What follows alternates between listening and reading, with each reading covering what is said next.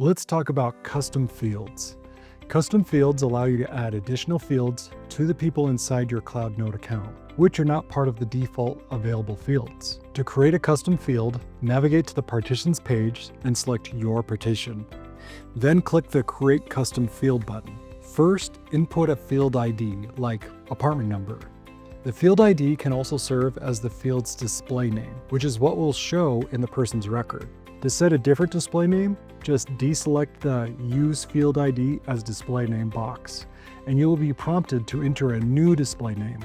Let's do APT number sign. It's important to note the field ID that you input here cannot be changed later. Next, select your field visibility, either visible, hidden, or read-only.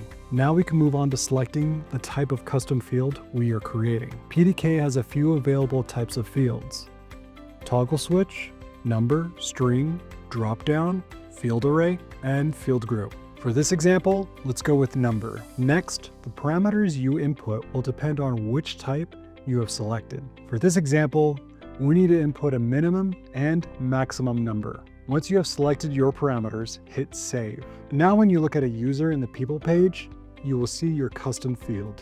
ProdataKey is easy to use anytime, anywhere, and on any device. Watch the next video in this series for more how-to instructions.